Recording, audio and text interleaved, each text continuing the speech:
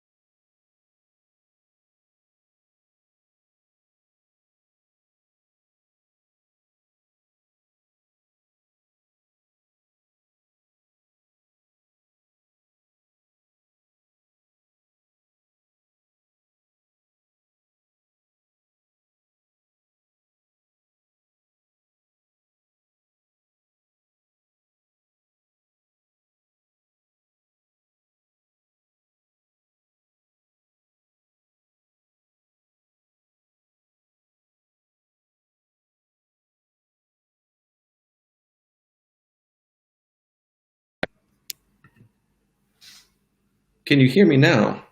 So, so I think Avita was telling me that she didn't get the audio when I shared the image. I'm not sure what you did or didn't hear, but I'll just quickly recap that the statue was erected just today or yesterday. It was done in the morning. It was actually toppled on June 7th by protesters for the BLM movement at a rally, and it was replaced with the statue of this protester. Her name is Jen Reid, and once that old statue of Edward Colston, who was a slave trader, once they removed that statue and dumped it into the river, Jen stood on the plinth and made did her pose. And so it was her partner who took a picture of her, and the artist who commissioned this work had seen that picture on social media. So I'm going to try something. Can you hear me now? Can you hear me now? Can anyone hear me? No? Still no sound? Tell me. Can you hear me? Okay, good. Someone says yes, they can hear me now. Great. So all that being said, I'm not going to repeat everything, but go check out the article. Again, this was in Bristol, England. This is Jen Reid, who was one of the protesters at the BLM movement, and it's her statue that has replaced Edward Colston. I think that's fabulous. So the next couple pieces of news actually are from the States, and they relate to Native American peoples. And so I'm going to set it up first before I share it, because I apparently am not able to be heard. But I want to say that about 6 days ago, the Supreme Court ruled that about half of Oklahoma is Native American land. And that's a big victory for Native American peoples for many reasons. And I'm going to share just a quick shot so you can see there's an article of the NPR story. Hey, Jamie. Jamie, by the way, sorry, no, I'm sidetracked. Jamie, did you happen to get a picture of that statue? If you did, that would be amazing. I would love to see it. So if it's still up, if it hasn't been desecrated yet, that would be great. Right, so I'm going to show you quickly the headline from NPR about the Supreme Court ruling for Oklahoma.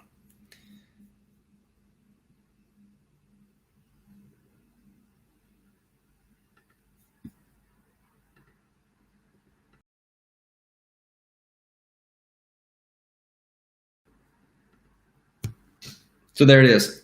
Amazing. Such a victory. I think it's a really great thing. And it's actually not the only thing that's happened recently in the news regarding Native American peoples. I'm going to set this next one up by saying that just recently, as in just a few days ago, the organization for the professional football team, formerly known as the Washington Redskins, has announced that it is officially changing its name and its logo, which is great in my opinion. A little context about this for me is that I'm going to take that down. Cool. Jamie is saying he has not gotten that picture yet. So for me, my relationship to the NFL has been fraught over the last few years, and it started with how players were being kind of excused, or their behaviors were being covered up with respect to their treatment of women. There's a lot of domestic violence that happens within the professional sport of NFL. I'm sure it happens in many other sports as well, but it was really being highlighted with Ray Rice and other players. And coaches and organizations were protecting their players from criminal prosecution. And along with that, Colin Kaepernick, who was the quarterback for the 49ers, made a statement about the national anthem. And initially in the preseason in 2017, he decided to sit in protest. But he had a conversation with another NFL player who was a veteran, who reminded him that that is actually a sign of disrespect. So his response was to then kneel, because that was a respectful form of protest. The president, who shall remain unnamed, decided to demonize him as well as threaten the NFL. And so as a result, Colin Kaepernick is no longer a quarterback in the NFL.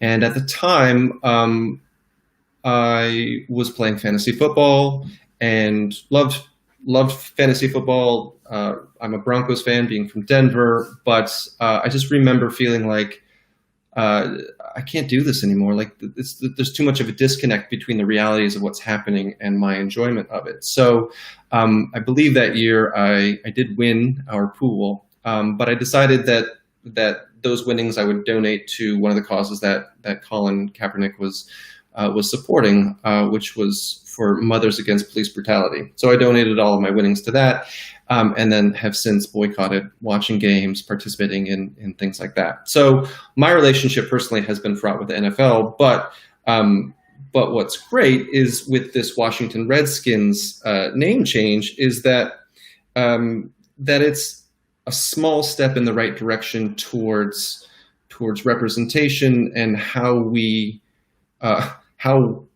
our American society, I was going to say white people, but how we treat the imagery and the usage of people of color or Native peoples, their likeness and the derogatory terms that we apply to that. So I just wanted to share that. I think it's a big victory, and I'm going to show this little headline here that just in case you want to go see what that's about. This is actually not from the recent news articles, but it's actually an article back in 2013.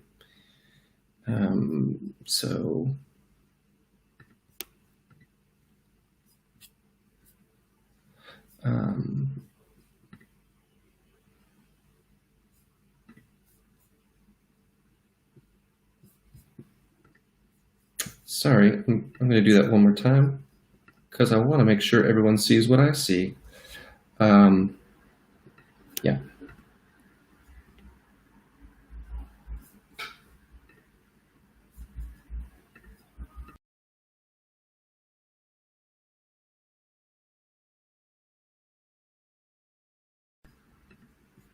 So that's an article, like I said, from the New York Times from 2013 that addresses the history of the logo, and there's a lot of information out there and misinformation about how people feel, Native American people feel about the logo, and a lot of work has been done to undermine the voices of Native American peoples regarding that.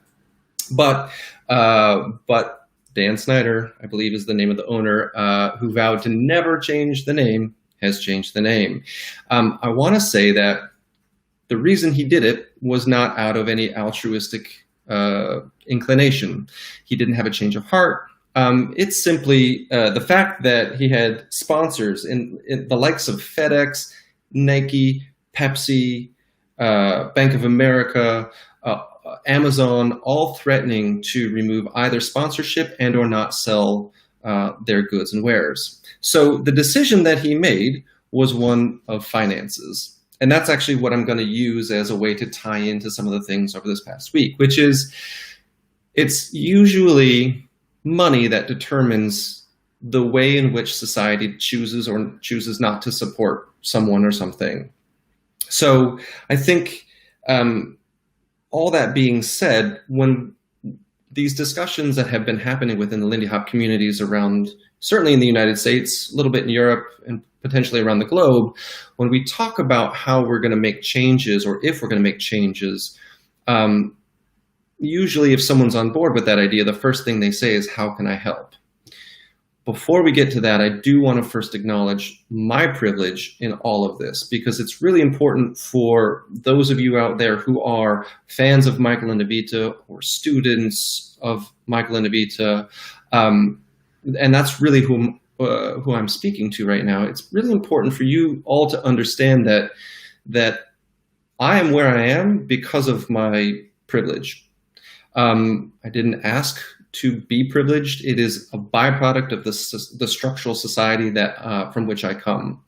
I am so thankful for and appreciative of that structure, but I also acknowledge the inequities within that structure. And so when Evita and I have been talking about what it is we can do, especially given the fact that these times right now dictate that there is no industry for an international swing teacher.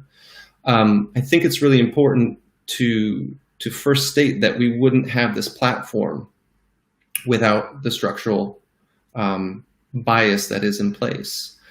And what we do with that platform is really, I think, what's most important. So this talk tonight is not about me centering myself in the discussion.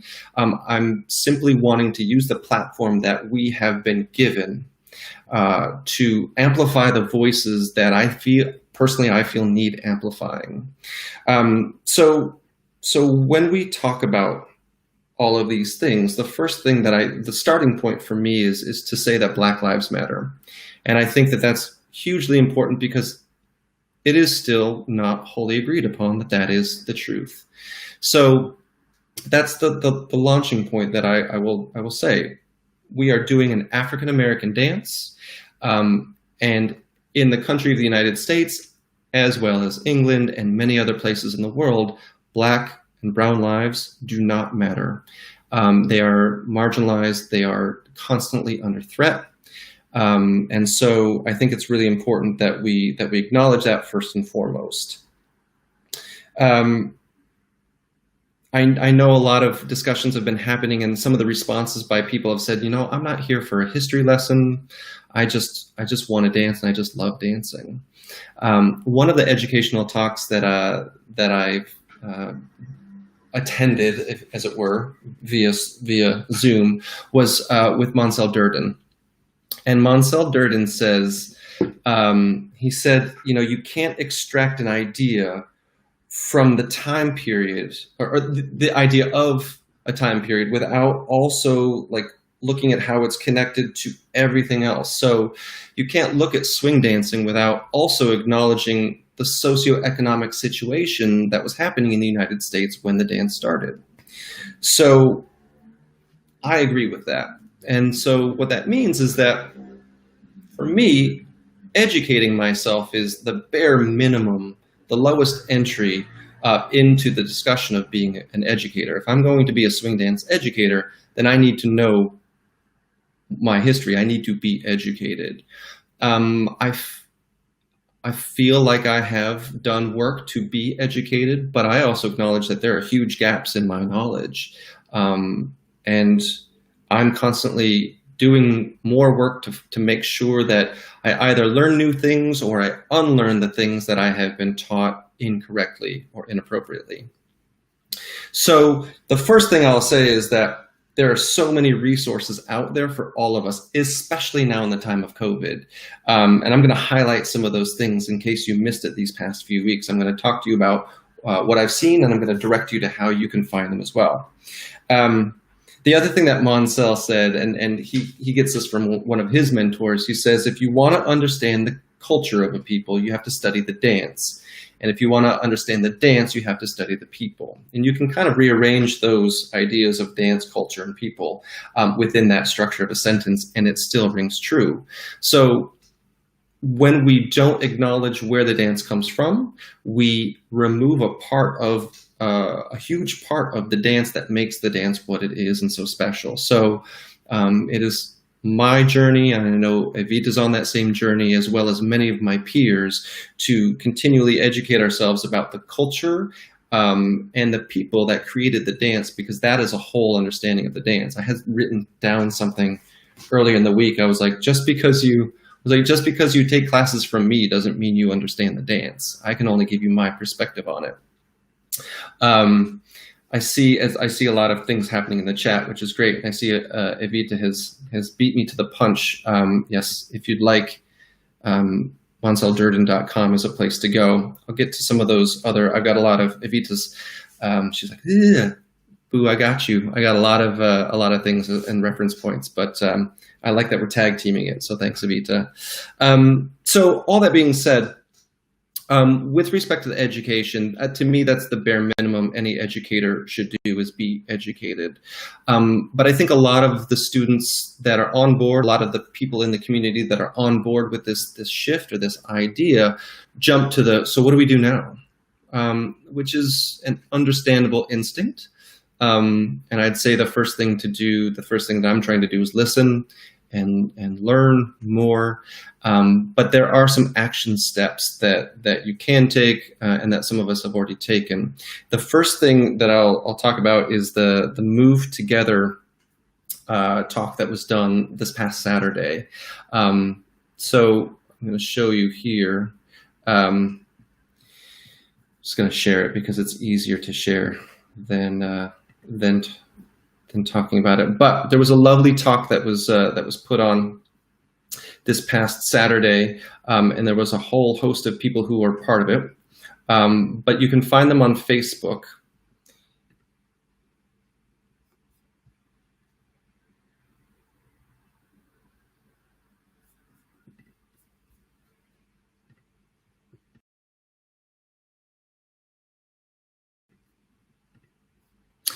And it was it was fabulous talk. Odysseus, who was in the chat, was one of the panel speakers. Brilliant.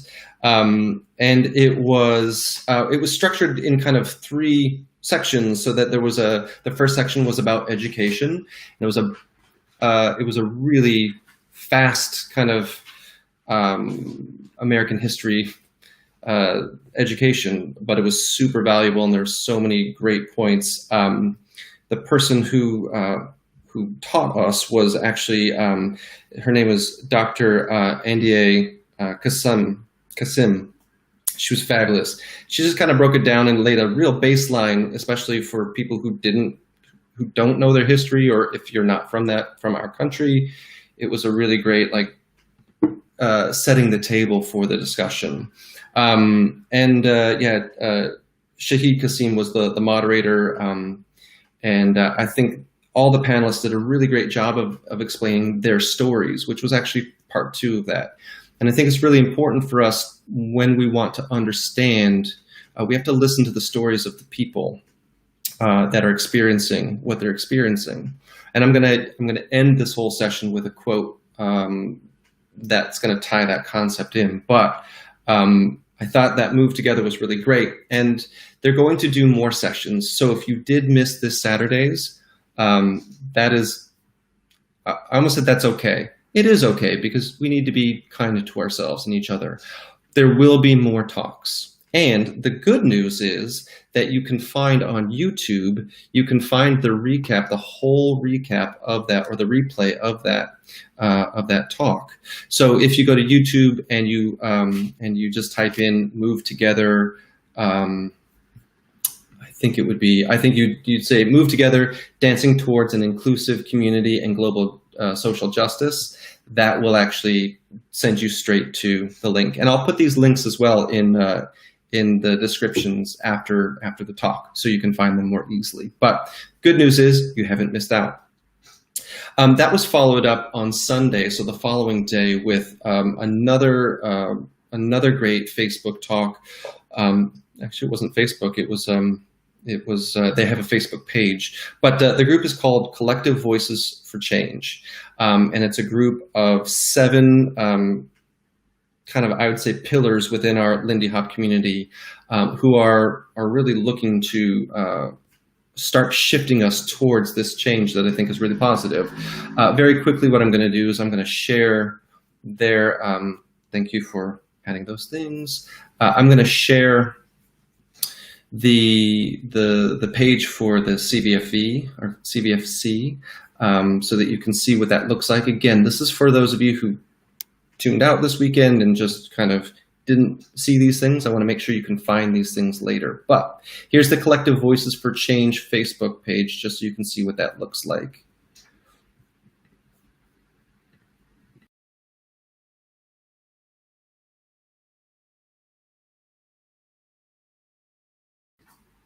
So again, if you haven't seen that, I highly recommend that you go up and check them out. They have wonderful resources there.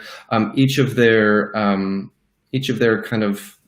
board members has a little video about who they are and why they're a part of this thing. So I would definitely recommend checking it out, because they lay out for everyone what their intent is, and it's a really great powerful, clear message about what it is they're trying to do. And similarly to the Move Together forum, they have 3 ideas. Number 1 is the message, which is what they just did this past Sunday. It was the whole idea was to express what it is they believe in and what their vision is. Part 2 is going to be about action steps, and part 3 is going to be the journey. So it's like, here are the action steps, and this is the longer term vision for things. They will, if you go to check them out on their Facebook page, they have said that they will be replaying that presentation again. So if you missed it the first time, you will be able to find it. If you were able to see it the first time, but you just want to watch it again, you will also have access to that as well. So please go check those things out, because I think they're hugely important. One of the other things I'll say is that Michelle was one of the panelists on the CVFC, Collective Voices for Change. And she is a brilliant speaker. I could list her resume for you, but I'm not going to, because I think you need to go do that research. But I will say with Brie, she is a part of an organization called Guardian Baltimore. I'm going to share that with you just so you can see what that voice is, because again, I'm trying to direct everybody to these different pages. So just so you can see what I'm talking about, that's the website. The URL, maybe Avita will quickly type that up, but I'm also going to show you the page just so you can see what that looks like.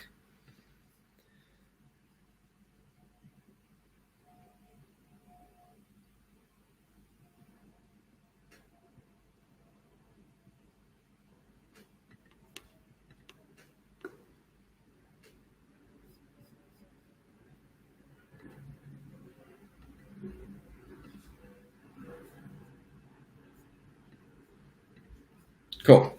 So that's a wonderful organization that Brie is a part of down in Baltimore, and they have community outreach programs as working with youth and really trying to create a more communal, culturally correct and culturally comprehensive experience in passing along this dance. And I think that that's a really worthy endeavor, and something that you should at least check out and be more familiar with. With all of these things that I'm listing, there are definitely ways that you can contribute dollars, because that is the thing, back to my original point, money is the thing that helps make the world go round. Sad, but true. So when we're talking about how we make changes, you don't have to save the world yourself. You just have to invest in your community first and foremost. And then that community, if it isn't interested in changing the world, will start to create changes and bigger ripple effects. So I'm giving you some options or some opportunities to contribute to these organizations with a vision for correcting the path that Lindy Hop has deviated from, in my opinion. Very quickly, I'll also say, just to jump back 1 second in terms of a funding page, the Move Together has a fund. So I just want to show you what that looks like.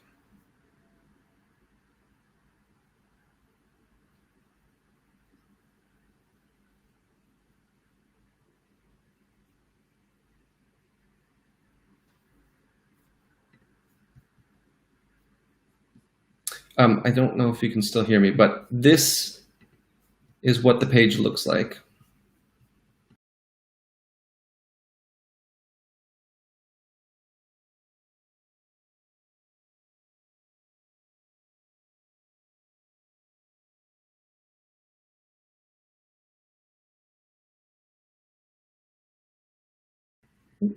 Sorry, now you can. Okay. I'll show that one more time just to make sure. But this is the page for Move Together. It's a funding page that I recommend you check out. It's put on by the Pacific Swing Dance Foundation.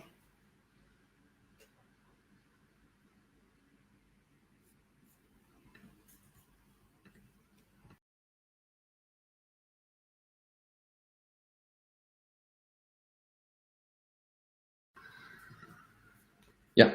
So hopefully you saw that. Again, that is if you don't, I can just tell you, put on by the PacificSwingFoundation.org.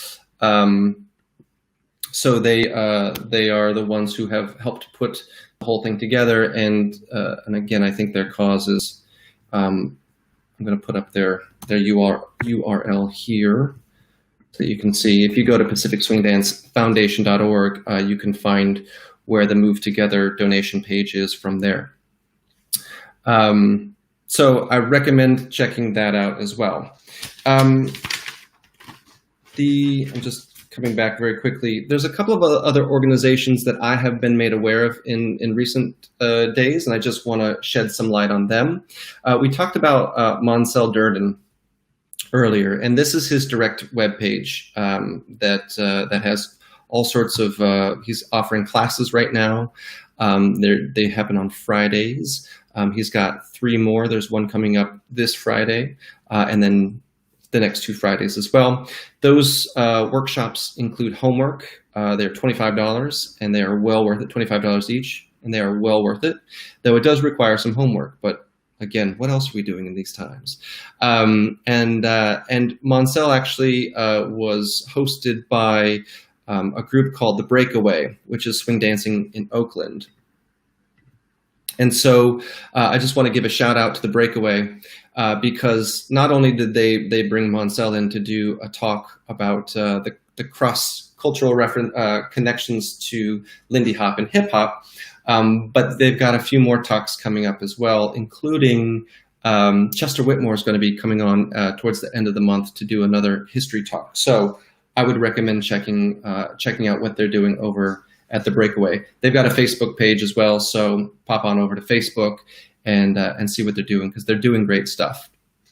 And then while we're in California, we're going to go a little bit south from Oakland and come down to LA, because LA's got a lot going on. But one of the other groups that I just want to give a shout out to is called the LA Swing Dance Posse. It's a group of it's a diverse group in LA that does all sorts of dances, and Chester Whitmore is a part of that group as well. And they're doing a lot of positive community outreach as well. So check them out. They've got a Facebook page, and then if you'd like to go directly to their website, it's laswingdanceposse.org. And they have a donation page as well. So if you'd like to support them, highly recommend it, because again, I think they have a vision for how they're doing community outreach in a positive way. I also want to give a shout out to the Cleveland Junior Jitterbugs. So Valerie Sahlstrom is running that program, and she's had guest teachers in, but she's doing a very similar thing. If you're not familiar with what that is, I'll show you very quickly so you can see where to find them. Let's see, there they are.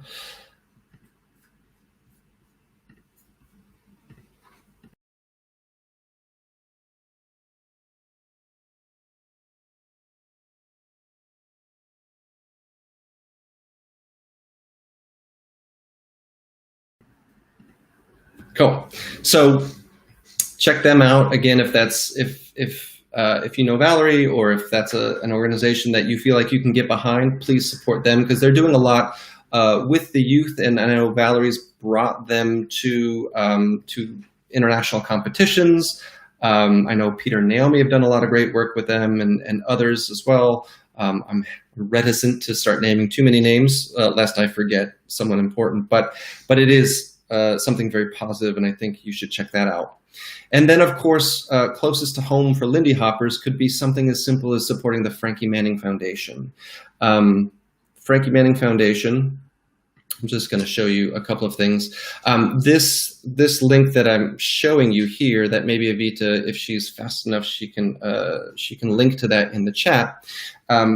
What's great about this is that they've got a new project that is being headed up by Tina Morales and New York's, the Bronx's very own Julia Loving.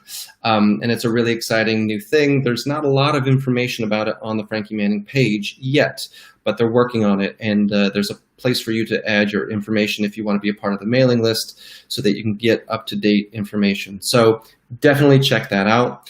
I want to give a big congratulations, speaking of Julia, to her as well as Latasha Barnes and London's Marie and Day, because they are board members for the Frankie Manning Foundation, which is great because what that means is that there's representation by women of color, which is hugely important for any of this in the discussion, is to have proper representation.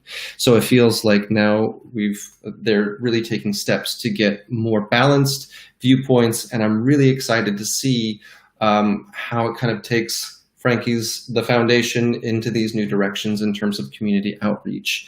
Of course, there's lots of opportunities on the Frankie page to donate. So they've got a lot of good causes, along with the Ambassador Award. They're doing more community outreach in various ways. So please go check them out because I think it is well worth your time, and they need all the support they can get.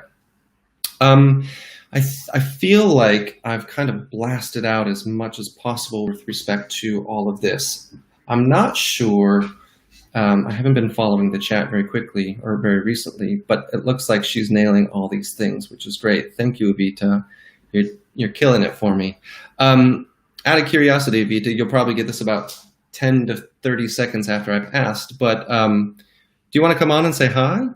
And if not, that's okay too. With hair looking like this, I don't blame anyone for wanting to avoid me.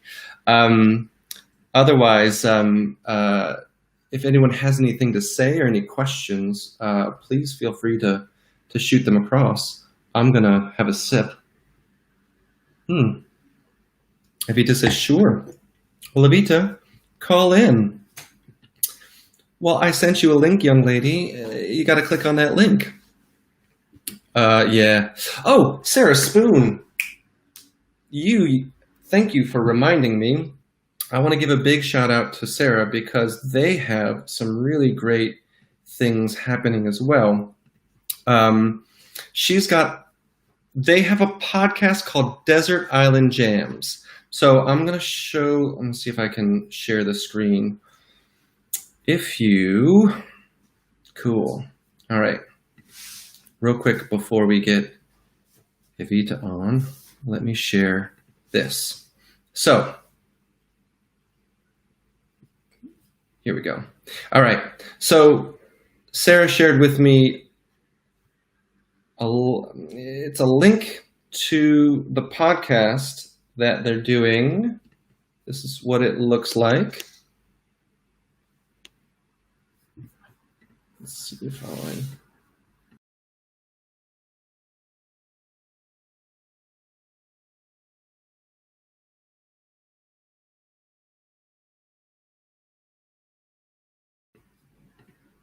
Cool.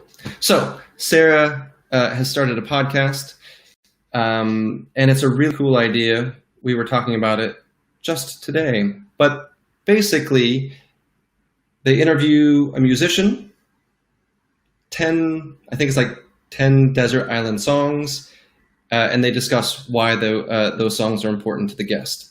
Super cool idea. We'll call it infotainment, shall we? But certainly great. Sara also has a Patreon, so I think I'll show the link to that as well. And I know I've got Evita in the backstage, so I'll bring Evita out in just a minute. But check out a Patreon.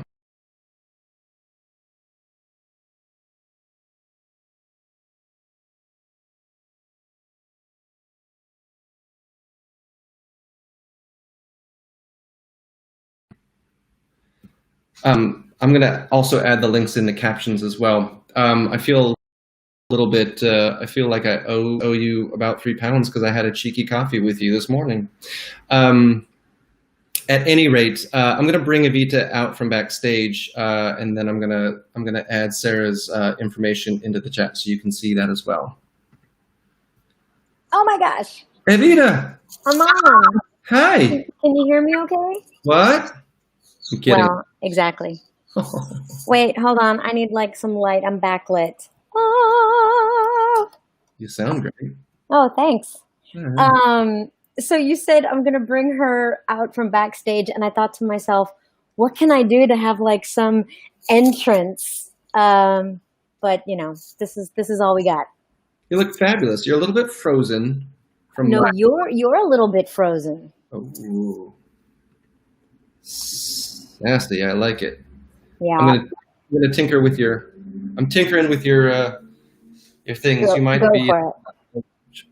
but people in the chat will let us know whether or not they can. Oh, I'm getting a thumbs up from my producer. Cool. Is that Uh, Carolina?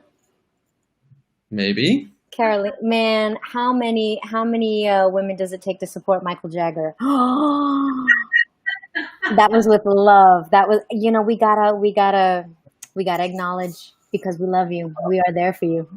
My life, my wives, as I call you. Um, um, yes, Sarah. Sarah, thank you for joining, and thank you for sending that information along. Again, I've got Sarah's Patreon up at the moment, so they are a fabulous DJ, and they have a lot of great insight into music. Check out Sarah's podcast. Like, what is it called? It's called a podcast. A podcast, big words, One of those very, very technical. one of those ear things that you listen to. So please support Sarah. They are a fabulous community member in the UK, and Sarah, I'm very thankful. Evita, Yes, what's shaking? not much. I'm good. I'm good. Oh man, I wish I had a drink. It's not even 4 o'clock here in New York, which is actually Way too late. prime happy hour time. It is. Yeah. It is. Um, yeah, You know, you've been at Tejas, haven't you? yeah, I mean, maybe this is personal information, but I went and got a COVID-19 test this morning. And of course, we're not going to have any results until 7 to 10 days because the United States just is very slow in that respect. And I think they've sent all their resources down to the southern states, which are in more need right now. Yeah. And it's frustrating, but I'm very excited to see what results come back. I also had an antibody test, so I'm really excited to see if I check out for that. That's great. Wow. Was it the old? Oh, I'm sorry to interrupt. I just saw Phil says, where to put the gummy bears? It was a jelly bean, Phil. Jelly beans. They're different from gummy bears. Oh, the cocktail. If that's what he's referring to, Wait, I think it is. Profile. Come on, Phil. But yeah, I'm okay. Simon and I, thank God, we're still safe here in the apartment here, in New York City, and we're seriously getting cabin fever. It's hard, staying put, but we're safe, so that's what matters.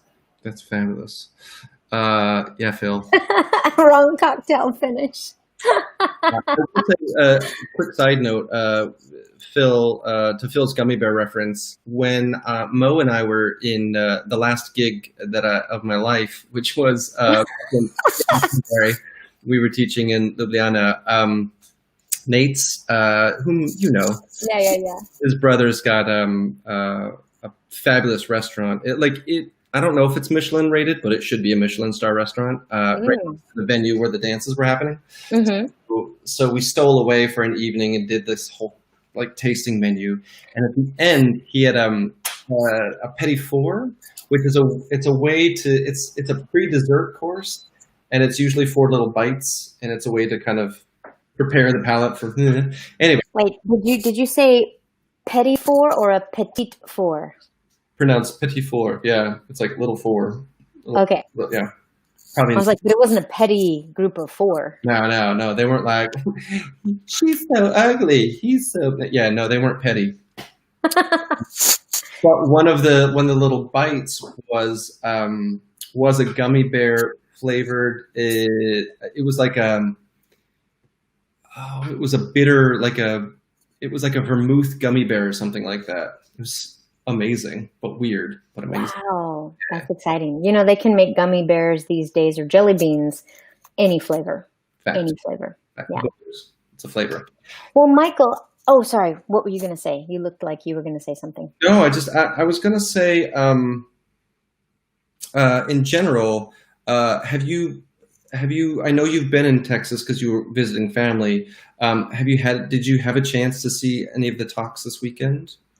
Yes, I was able to watch all of the Move Together talk, and it was brilliant. And I was just amazed and in awe of everybody on that panel and their speaking. I was really grateful to just have the opportunity to hear what they had to say. Yeah. I've been reading Steppin' on the Blues, trying to keep up with the book club. And I did not get to hear Collective Voices for Change, but I would like to watch the replay. I was attending Calvin Johnson's memorial, which was very emotional. And for those of you watching, Calvin Johnson was one of our elders here in New York City, an elegant gentleman, a phenomenal dancer. He was 92, and and so that was tough. Yeah. I felt very fortunate to catch that as well, at least the end of it, and it was really man, it was really special. It was really great, and it's important. Speaking of community, to attend those, like to honor the community members that have contributed so much, and he was such a huge part of the New York City swing scene. Yeah. And Julia Loving was hosting that, so we got to see her again. Yeah. Michael, with about 10 minutes left before this live session kind of wraps up, I have to say I read the description, which I thought was phenomenal, and I have to ask you in the last 10 minutes, what is your role as an international swing instructor? Yeah.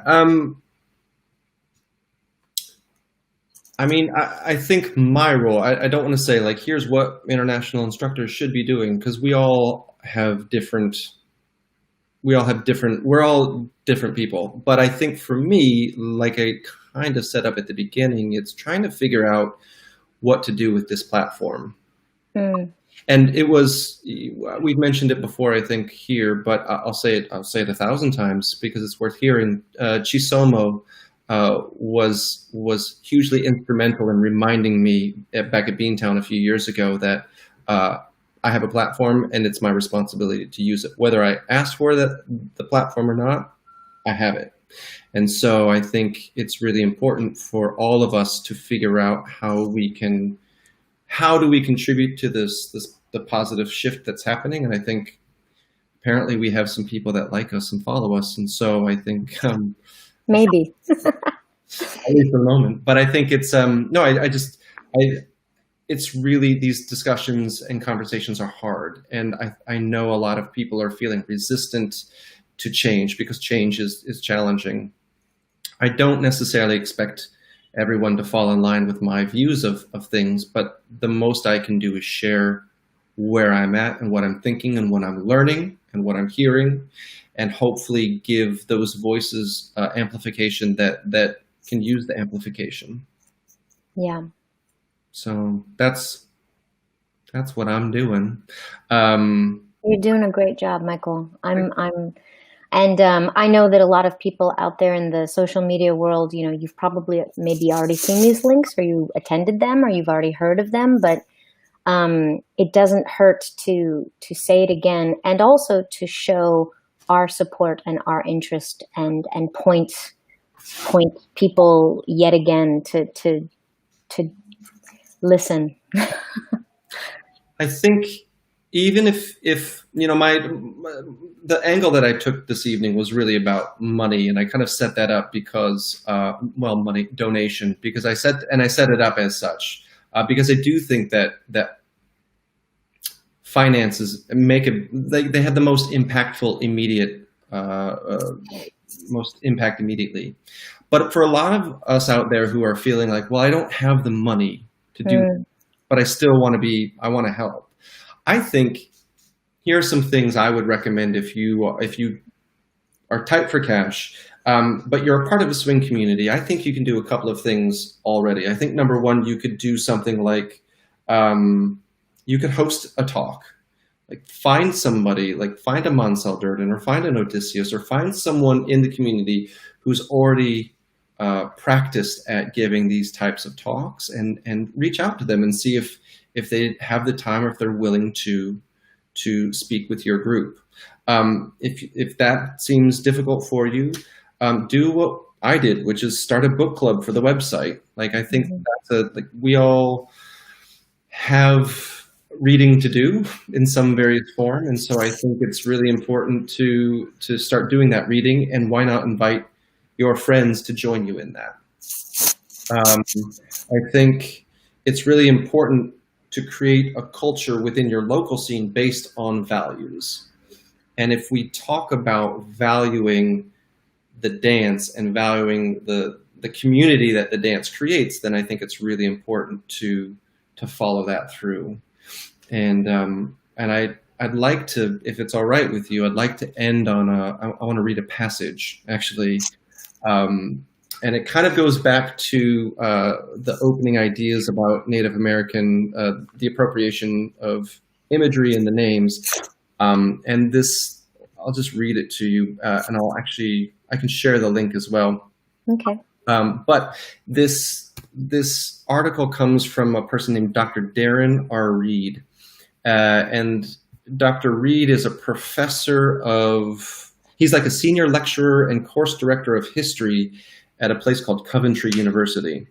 If I'm honest with you, Betta, and I will be, I haven't even researched where Coventry University is, but I was in the UK. My producer's telling me it's in the UK. Sounds like a British thing, yeah. With Coventry, but I'm gonna share the link. Or I'm gonna. That's great. Yeah, that's helpful. Thank you. You're welcome. But here's what he says. It's kind of the final paragraph, because he's making a case for why the usage of a name or the imagery is a problem. He says, "This leads me to my final point, the idea that those who support the name and logo, etc., are honoring the Indians. Though I accept that most people who make that defense sincerely believe that to be true, I would ask them to consider when the people you say you are honoring are telling you that it's disrespectful, you are not honoring them.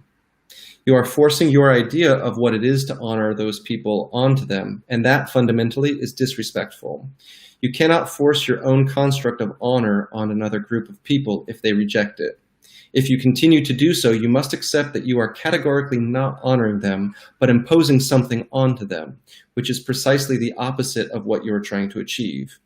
If you insist upon continuing, you must accept that what you are doing is meant to satisfy your own personal needs, not theirs." And I say that because it's really,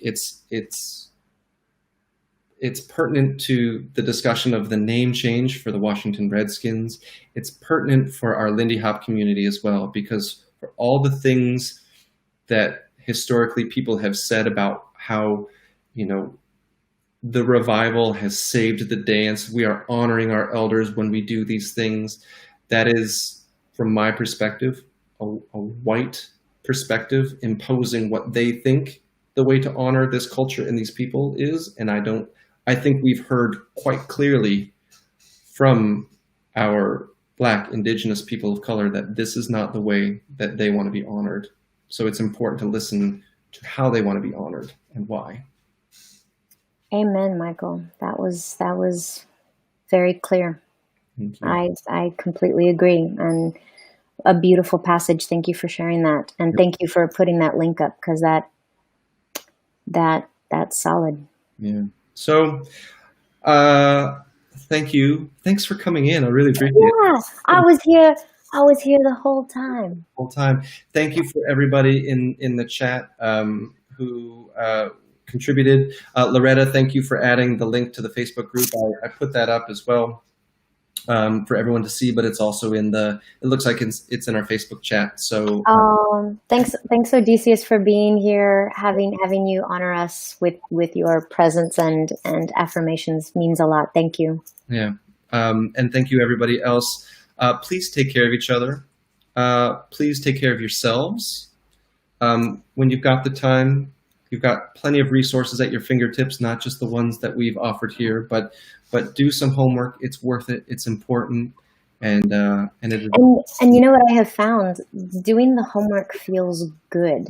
It's like being in school again, researching a topic that you really care about. And as I have been reading, it's really nurturing and it's mind opening. And I find myself gasping sometimes and just awakening to so many things, you know, even though I've been doing the dance for so long, it's really wonderful to just be recognizing things anew, because you care about it, because you love it. So do the homework. It's fun. Do the work. Hey, I love you. I love you too. Good to see you. Go forth, be great. Make yourself a cocktail. I think so. I think yeah. We I don't know what we have in the house because you know it's bare. The cupboards are getting bare, but or Lindsay, drink more water. Yes, I'll start with that. There you go. All right. Well, thanks everybody for tuning in, and we'll see you next Wednesday. Take care. Bye.